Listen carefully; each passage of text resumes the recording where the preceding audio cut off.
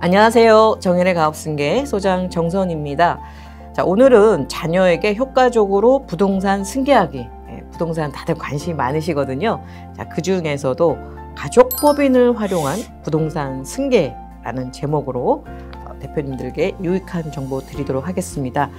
자, 오늘은 부동산을 효과적으로 자녀에게 승계하기 위해서 부동산 전문가를 모셨는데요. 오늘 부제가 가족법인을 활용한 부동산 승계 전략이라고 붙였거든요. 자, 우리 전문가님, 가족법인이 뭐고, 우리 강신관 수석연구원님은 어떤 분야 전문가인지 좀 궁금하실 것 같은데 좀 소개 부탁드리겠습니다. 네, 안녕하세요. 먼저 가족법인이란 가족의 재산 관리를 위해서 가족 구성원들이 주주가 돼서 설립한 법인을 말하는 것이고요.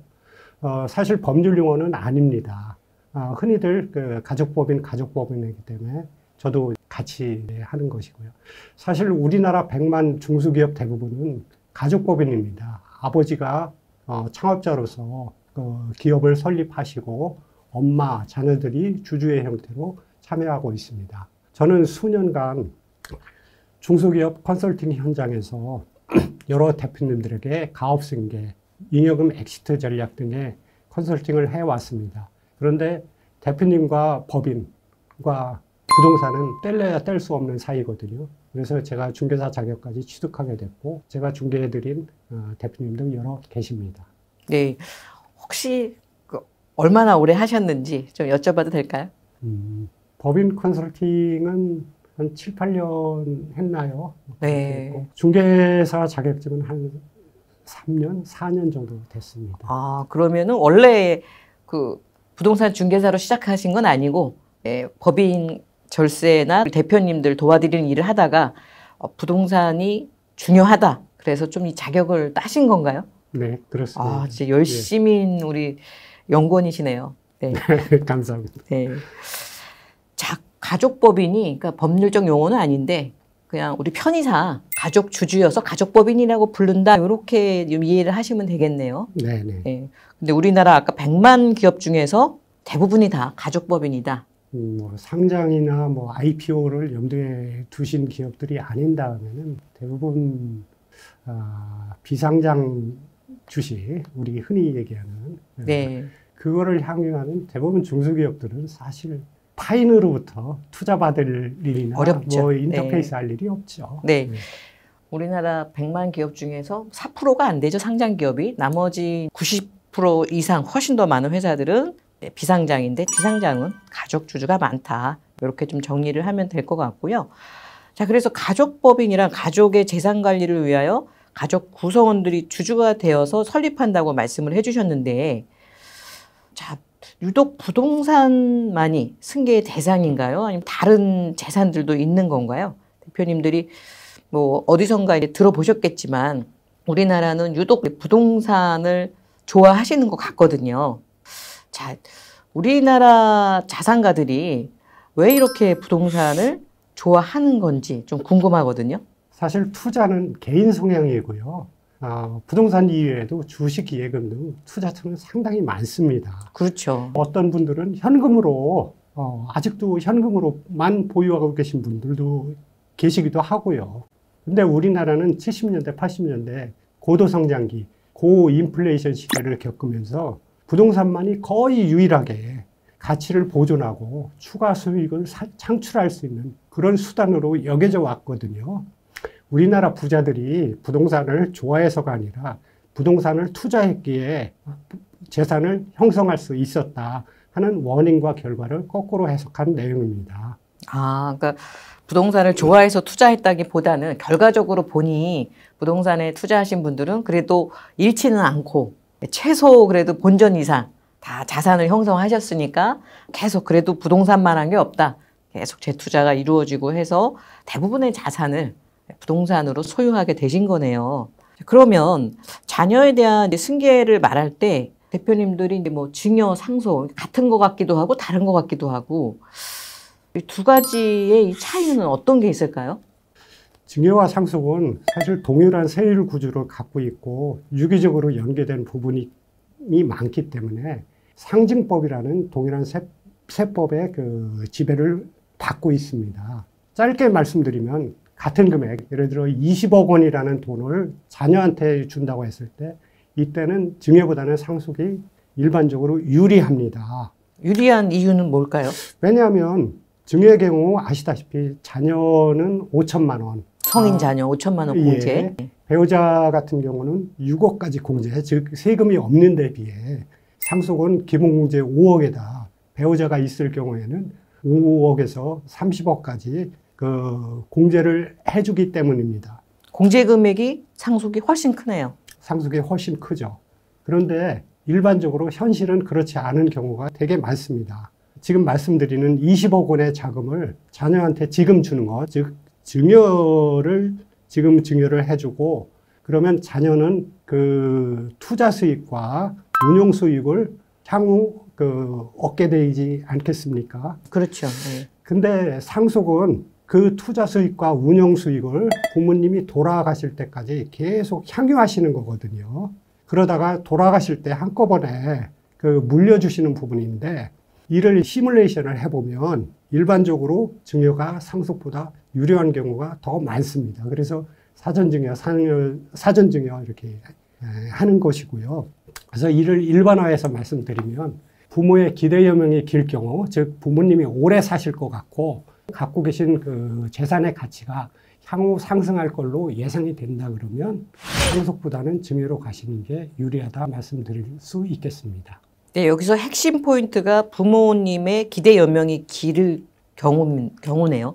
이제 만약에 사전증여 해주시고 빨리 돌아가시면 오히려 상속이 더 나을 수도 있는 경우도 있겠고, 뭐 그렇지 않은 경우도 있겠지만, 뭐 요 기간을 굳이 따지자면 뭐 언제 정도는 여명이 남았을 때 해야 효과가 있다. 사전증여가 요 기간은 보통 어느 정도로 볼 수 있을까요? 오늘 부모님이 그 자녀에게 증여를 해주고 내일 당장 돌아가신다면 사실은 그 헛힘만 쓰신 그런 결과고요.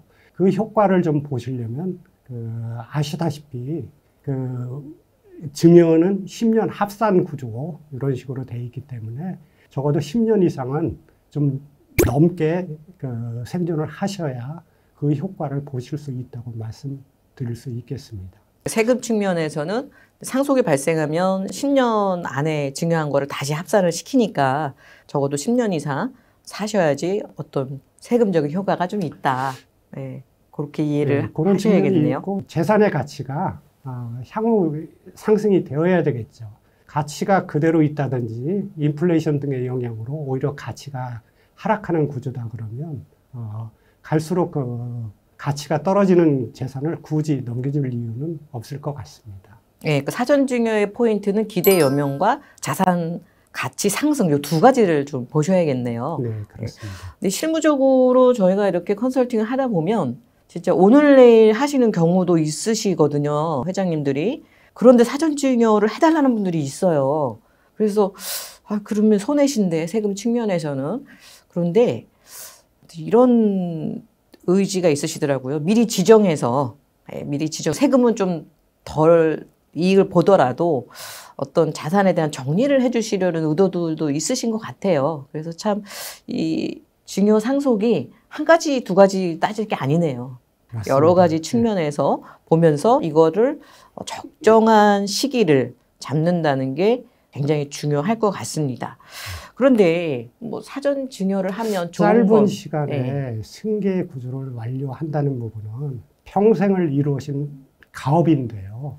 짧은 시간에 어떤 의사결정을 해서 방향을 정한다는 건 사실은 좀 힘듭니다. 네, 검토할 것도 많고 좀 준비 기간도 필요하다. 자, 그래서 사전에 대부분 증여하는 게 세금 측면에서는 유리하다는 거, 자산을 정리한다는 거, 그런 측면에서 좋다는 거는 그래도 많이들 좀 지금은 알고 계신 것 같아요, 대표님들이. 네. 단 여기서 문제가 세금이잖아요. 그렇죠. 네. 빨리 주면은 좋지. 두 가지인 것 같아요. 빨리 주면 세금이 적다는 건 알겠어. 근데 그래도 세금이 적지는 않잖아요. 그거랑 네, 또 하나는 이걸 줬을 때 미리 주면 안 된다. 어디서 그런 얘기가 많잖아요. 그래서 두 가지 좀 고민이 있으신 것 같은데, 자, 오늘은 그 중에 첫 번째, 세금. 이 만만치 않은 세금을 조금이라도 좀 줄이는 방법이 있을까 하는 게 고민이실 것 같거든요. 방법이 있을까요? 사실 그 증여든 상속이든 부모님이라는 개인이 자녀인 개인한테 주는 고주는 여러 가지 측면에서 문제가 좀 있을 수 있고요. 이를 해결하는 방법 중에 가장 효과적인 것은 법인 구조를 이용하는 것입니다. 법인이라면 오늘의 제목이 그렇듯 가족법인을 말씀드리는 건데요.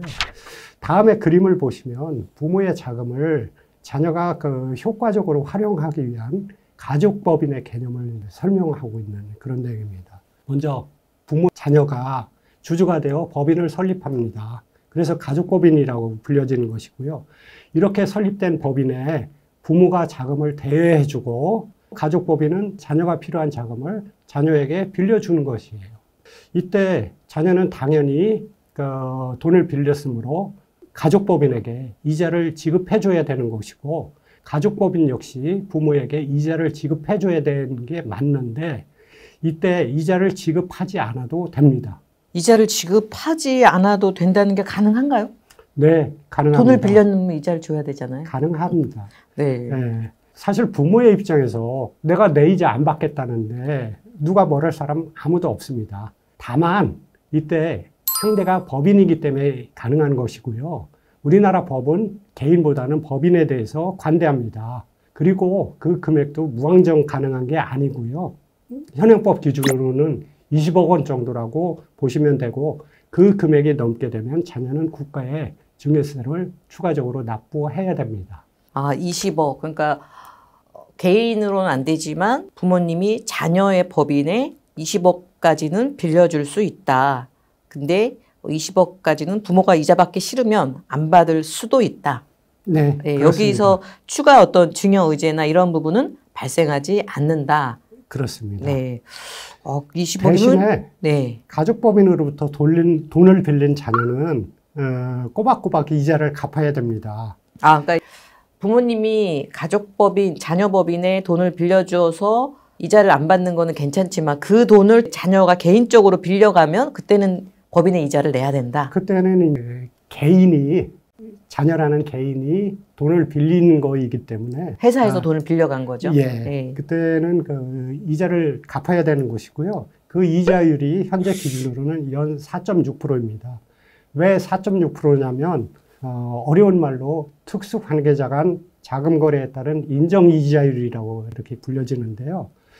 중소기업을 경영하시면서 그 가직금 때문에 고민해 보신 대표님들은 왜 이 이자율인지 아실 겁니다. 법에 정한 같은 이자율입니다.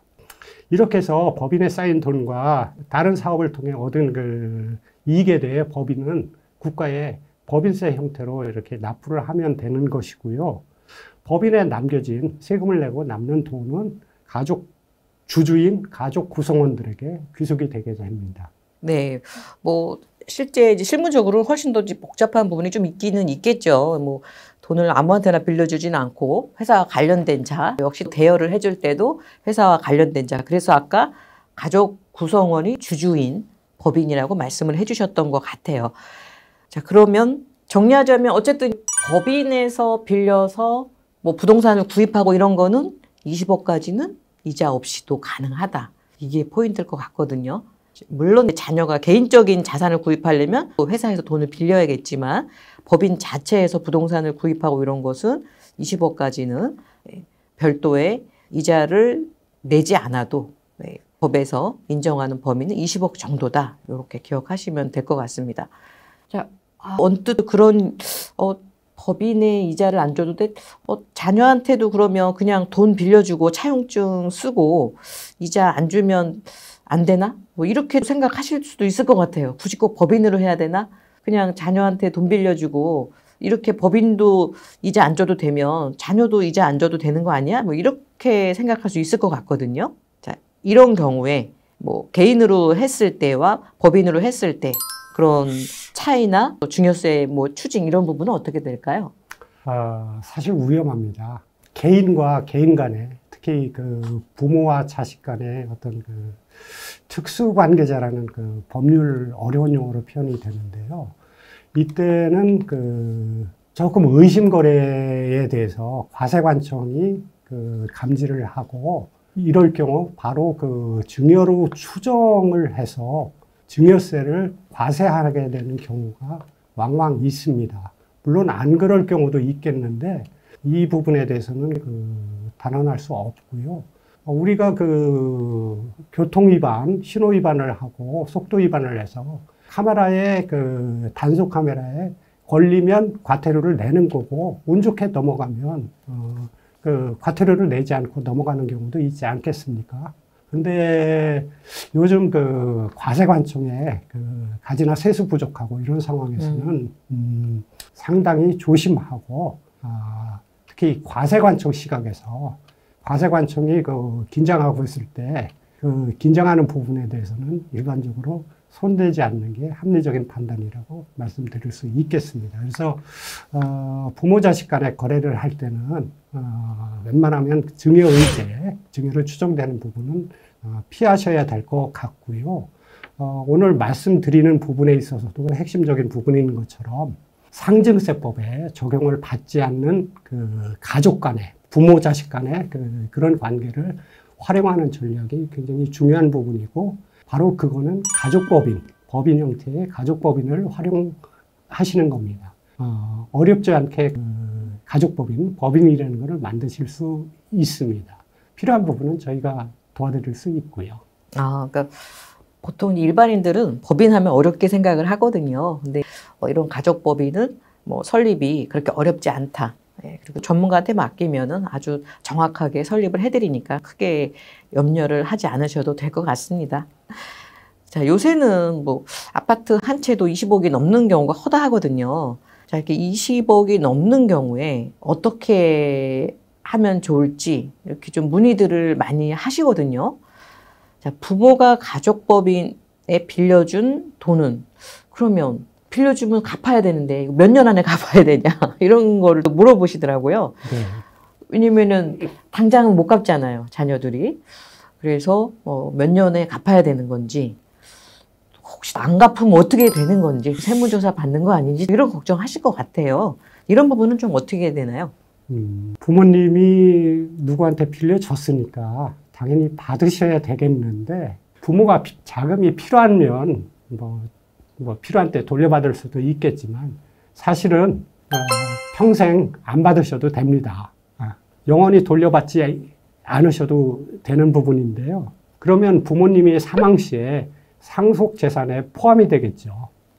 그러면 자녀들은 상속 재산에 포함된 내용을 상속세로 세금을 내면 되는 것입니다. 예를 들어 부모님이 오늘 20억 원이라는 자금을 가족법인에게 현금으로 대여하고 30년 후에 돌아가셨다고 했을 때 부모님이 법인에 대해서 돈을 빌려줬으니까 채권, 일종의 받을 돈. 받을 돈이죠. 네. 채권이 되는데 이건 계속해서 20억 원으로 고정이 되는 거거든요. 그러니까 10년이 지나가면 30년이 지나가면 계속해서 20억 원으로 고정이 되는 거니까 그동안의 어떤 인플레이션이나 이자율 가치 상승분은 전혀 그렇지 않아도 되는 부분입니다.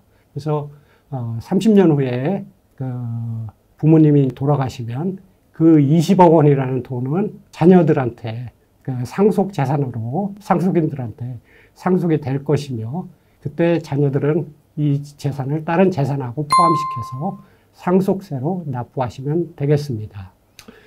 그리고 재산이 20억이 넘을 경우에는 이때는 사실 좀 문제가 됩니다. 이때는 좀 쉬운 방법은 좀 없고요. 그때는 여러 가지 좀 복합적인 방법을 좀 같이 쓰셔야 되는 부분이고요. 그럴 때는 전환사채라든지 그다음에 우선주라든지 요즘은 종료주식이라고 명기가 되어 있는데요.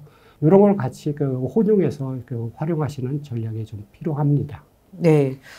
갑자기 좀 어려워진 것 같아요. 막 전환사채도 나오고 우선주 나오고. 네.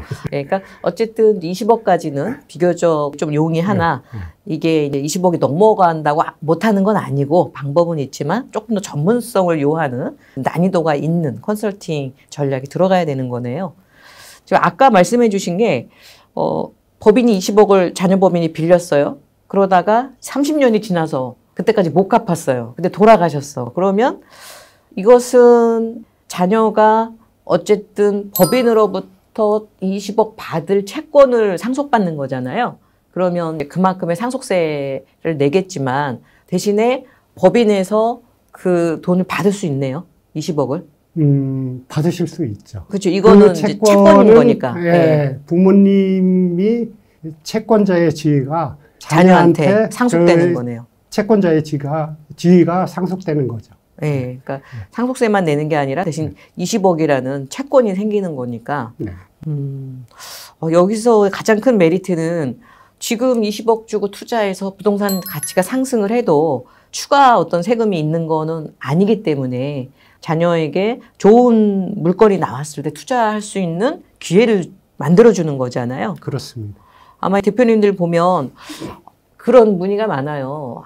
좋은 뭐 꼬마 빌딩이 나왔는데 이거를 사주고 싶은데 사주면 바로 걸리고 그렇다고 해서 이걸 본인이 사자니 꼬마 빌딩 올라가면 상속세만 더 많아지고 그런 고민 하시는데 지금 이 솔루션을 잘만 활용하면 이게 다 해결이 되겠네요. 근데 사실 실무적으로 네. 이론하고 현실이 다른 것처럼 실무적으로 들어가면 굉장히 여러 가지 이제 복잡한 문제들이 좀 야기가 되는 경우가 체크해야 있어요. 될 게 많겠죠. 예. 네. 전체적인 큰 그림은 그렇지만 오늘은 좀 내용이 너무 깊은 부분이라 사실 디테일하게 세부적으로 실무적으로 들어간 부분을 다 말씀을 못 드리고 있는데요. 예를 들어 부모님 부동산을 자녀한테 넘긴다 했을 때 넘기는 방식도 단순한 방식보다는 증여 방식이라든가 양수도 방식, 그 다음에 현물주자 방식 등 갖고 계신 부동산의 특성이나 이런 상황에 따라서 복잡하게 결정하셔야 될 부분들이 상당히 좀 있을 수 있고요. 그 다음에 오늘 가족법인이라는 용어 하나로 이렇게 말씀드리고 있는데 부동산의 특성에 따라서 예를 들어 현물출자를 했을 경우에는 부모님 지분대로 부모법인이라는 형태로 용어를 하나 만들어야 되는 경우가 있고요. 이를 자녀들이 받기 위해서 자녀법인을 만들어야 됩니다. 그래서 가족법인이라는 용어가 부모법인, 자녀법인 등의 용어로 이렇게 좀 확대 되는 그런 경우들이 있습니다. 그래서 실무적으로 좀 복잡한 상황을 지금 짧은 시간 방송을 통해서 다 말씀드릴 수는 없고요. 이건 케이스 바이 케이스, 사례별로 상당히 좀 다양하고 복잡하기 때문에 저희하고 미리 좀 말씀을 나눠주시는 게 좋을 것 같습니다. 예를 들어 대치동에 보통 5층짜리 꼬마 빌딩 같은 경우 한 100억 정도 하는데 바로 옆에 붙었다고 해서 이것도 100억짜리가 똑같이 되는 건 아니거든요. 여러 상황은 부동산의 입지라든지 부모님, 자식들 상황에 따라서 여러 가지로 천차만별하게 달라질 수 있기 때문에 반드시 전문가하고 미리 상의를 해서 결정을 하시는 게 좋겠다는 생각이 좀 듭니다. 네, 그러니까 자산을 이전하는데 방법이 다양하다. 근데 이제 물건에 따라서 가족 구성원에 따라서 다르기 때문에 이런 부분에 대한 정확한 어떤 검토와 거기에 맞는 솔루션이 필요할 것 같다는 생각이 들었고요. 일단 오늘은 이렇게 이제 가족법인을 활용해서 부동산 자산을 비교적 낮은 세금으로 좀 이전하는 방법이 있다. 이 정도로 좀 대표님들이 기억을 하시고 세부적인 거는 내 부동산 혹은 내 자산 상황에 맞게 전문가와 상의하시는 게 중요하겠네요. 네. 보통 우리 대표님들이 이렇게 자산을 이루기까지는 평생을 진짜 고생 하셔서 이룬 자산인데 저희가 절세를 자꾸 얘기하면 뭐 세금을 안 내려고 하는 건가 이렇게 오해하실 수 있는데 좀 합리적인 세금을 내자는 취지잖아요. 그런 부분에서 다양한 정보가 있음에도 불구하고 잘 모르시다 보니까 그냥 아까 처음에 말씀해 주신 그냥 증여 아니면 양도 대부분 이 두 가지밖에 모르다 보니 물론 주변에 세무사님, 중개사님 다 있으시겠지만 저도 대표님들 부동산 상담을 이렇게 하다 보면 세무사님들은 부동산을 잘 모르세요. 예. 그리고 부동산 전문가들은 이 법인을 잘 모르세요. 부동산 세금은 아시는데 우리 중개사님들도 다 공부하시니까. 그래서 이 자산을 이전하는 데는 부동산도 알아야 되고 법인의 특성도 알아야 되고 그리고 이런 절세에 대한 그런 경험도 많이 있어야지 좀 제대로 된 도움을 드릴 수 있지 않을까 그런 생각이 좀 드네요. 네. 아마 그런 부분에서 오늘 준비해 주신 오늘 유익한 자료를 준비해 주신 우리 강신관 수석연구원님이 아주 이 부동산 자산 이전에는 최고의 도움을 드릴 수 있는 전문가라는 생각이 드네요. 네. 오늘 우리 강신광 전문 수석연구원님께 도움을 받고 싶은 대표님들은 영상 하단에 상담 신청 링크를 남겨주시면 되고요. 부동산이 지금 좀 떨어진 곳도 있죠? 네, 지금은 조정기라고 이렇게 네. 보시면 되고요. 그런데 일부 주거용, 특히 아파트 측면에서는 오른 곳도 있지만 네. 떨어졌을 때 저희가 자산 이전할 때는 지금이 적기 아닌가요? 그쵸? 아무래도 세금적인 측면에서는 네. 과표, 그쵸. 절대 금액이 작을 때가 유리하다고 말씀드릴 수 있겠죠. 네. 그래서 대표님 나중에 그때 좀 떨어졌을 때 했어야 되는데 이렇게들 말씀들 많이 하시니까 이럴 때 저희는 자산 이전에 가장 적기라는 거를 좀 기억을 하시고 당장 하지 않더라도 좀 내용을 검토하실 필요는 있지 않을까 싶습니다. 네. 네. 자, 오늘 대표님들을 위한 가족법인을 활용한 부동산 승계에 대해서 우리 강신광 수석연구원님이 말씀해 주셨고요. 다음번에는 아까 좀 복잡해서 얘기 못한 20억 이상의 부동산 자산 이전하는 부분, 그 부분을 좀 정보를 주시면 대표님들이 좋아하실 것 같거든요. 네. 네, 그럼 다음 시간 기대해 보도록 하겠습니다. 감사합니다. 감사합니다.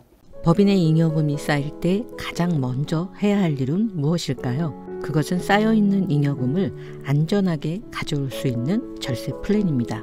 법인을 운영하다 보면 성장에만 집중하게 됩니다.